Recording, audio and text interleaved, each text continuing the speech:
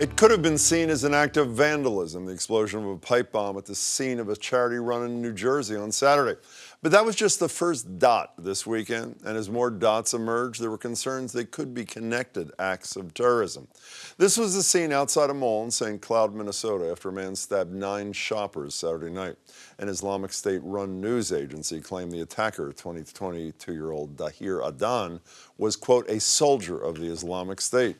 The attacker himself did ask some of the people if they were Muslim before they were attacked. Then later that night, this explosion rocked the Chelsea neighborhood in New York City.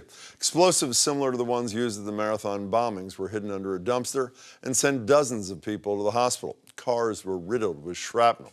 And last night, more bombs were found at a train station in Elizabeth, New Jersey.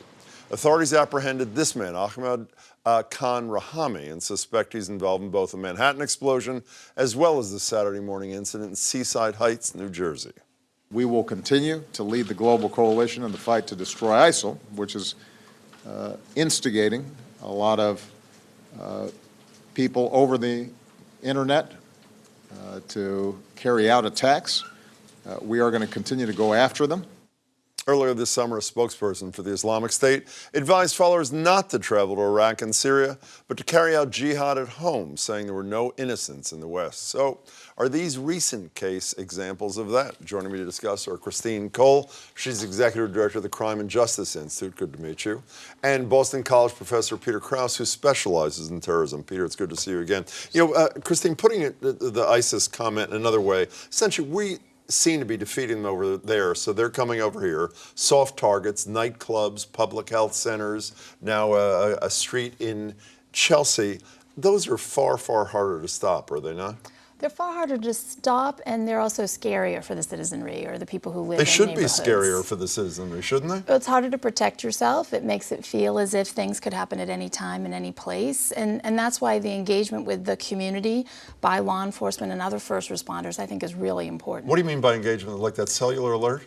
I thought that was great. I thought it was horrible. You tell did? me why it was great, and then I'll tell you. First of all, it read like this. Wanted, Ahmad Khan Rahami, 28-year-old male, see media for PIC, meaning picture, call 911 if seen. Why did you think it was good? So I thought it was effective because you reach a larger number of people instantaneously with a really important information, and you're asking for their help. But what do you tell them? I mean, you basically say the name of a guy. You say he's 28 years old. You say, go Google him, is essentially what you're saying with this see the media. And it seems to me it's like an invitation to the kind of profiling that we've been saying Americans shouldn't be doing. That's not fair? So that's a delicate balance, of course. And I don't think any of us want to engage in profiling. But as I read in the publicly available reports, what drew the attention of the resident who called the police was the beard, the specific beard of the person he saw sleeping, and it turns out to be our guy. So the code, to me, it's about getting engaged citizenry or community members and the co-production of safety, which I think is really important. I want to stay on the point that Christine just mentioned, Peter. You know, we all know what the response post 9/11 is, you know, from the Department of Homeland Security, more surveillance everywhere we turn. There's a camera. But since these lone wolf attacks started, including things like the Boston Marathon, other than these cellular alerts, what are we doing to make lone wolf attacks, as scary as they are, not so much less scary, we'll get to that in a minute, but less likely to happen? Great. Well, a couple quick points first on Christine's thing. I would say it's not profiling once they have video evidence of the suspect as well as people identifying him. So in that sense, but this it's a little didn't different. give them video. It basically said, go watch television, go to your computer, which I think I could have done without being awakened by a loud sound on my phone. What I'm saying is officials did not decide to release that until they had video evidence of him being at the scene of both of these bombings. Now, in terms of what we're doing, it's important to also note, even though this individual in Minnesota is claimed to be a soldier of the Islamic State, we want to be clear about what that means. He's claimed by them because potentially he said, I'm a member of them. They have an incredibly low bar for who they count as a soldier of the state, which is why it's so scary they can strike at any time, any place, because it's probably not someone who's trained or sent by them. Now, what can we do to fight against that? But it might possibly inspire inspired by them. It can be potentially inspired by them, yes. Now, how do you fight that? Number one, you degrade the organization so they have fewer people to be able to train anyone who would potentially be sent over or inspire them by having battlefield videos or Twitter accounts or whatever else. But you also fight them online and otherwise. Google has this new thing they're doing now where if you search for Islamic State, they don't just bring up the top accounts of them doing beheadings or otherwise, they bring up facts about bad things that they've done to potentially try to dissuade people from joining the group. I want to get back to what Peter just said about, we don't know ISIS inspired, ISIS directed, or neither. Who cares? I mean, I'm never quite sure. Those are the debates we see on the cable networks at night. Is it this? Is it that? And then I say to myself, 29 people were injured on that street in Manhattan. 9 people were injured in Minnesota. Who cares what the inspiration was? Well, or I think do it's critically important to researchers, policymakers, and people who Why? are doing investigations to be able to make patterns, to figure out the genesis, the origin, and the kind of perhaps even follow-on that might happen.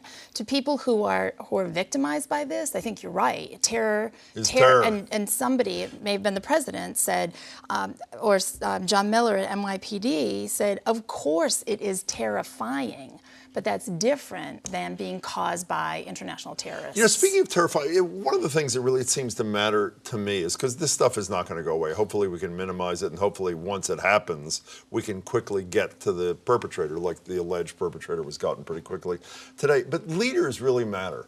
And it seems to me someone like Andrew Cuomo, his son, failed the test big time. On Sunday, knowing almost nothing, he said it's unlikely this is connected to international terrorism. And on Monday, when he learned a little something, it is connected to, isn't it important for leaders to, one, shut up until they have decent information and accurate information? And what kind of balance do they need to strike, informing but not adding to the terror that people feel? Well, I think that they need to come out strongly saying, we have our hands around this, we're investigating, we're doing certain things to make sure that people are safe in the shorter term, but they also want to come out with the facts that they have, the ones that aren't going to hurt the investigation in some way. And I think that where Cuomo misstepped is by closing out certain potential facts without actually being able to present to the people what they actually knew about it or what actually was happening. So that's a problem.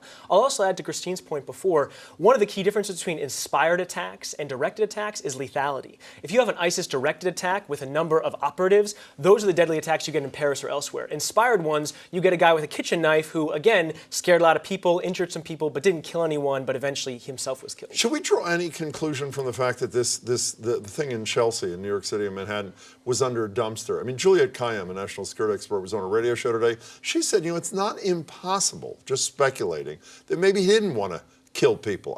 Obviously, if he had a brain, and I don't know anything about him, the assumption would be he would realize that would mute the impact of whatever explosion there was. Is there any possibility that the goal was to scare and not to kill? To me, well, certainly any loss of life is horrible, and minimizing loss of life is terribly important. In terms of creating terror and havoc and fear, to your point earlier, does it matter? It's an attack. It's scary. It requires extensive responses and costs to law enforcement and to the community, as well as to the psychology of it. William, do you guys have any information? We're going to talk about this in the next segment, too.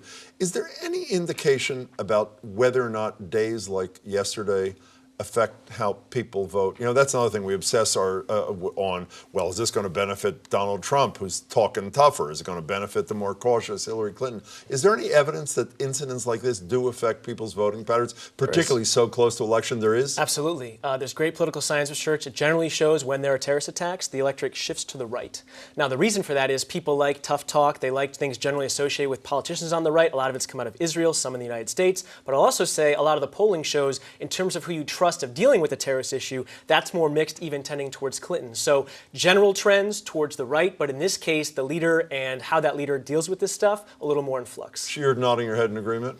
Well, I was thinking that I don't know the evidence as Peter does, but what I think is we have a very different year this year when we talk about traditional right and traditional left, and we have one of the more hawkish Democrats running. So I think that has to have some sort of impact. You'll get some angry email on that. It's great to see you, Christine. Peter, thank you as well. Appreciate your time, Thank you, Jim. both of you.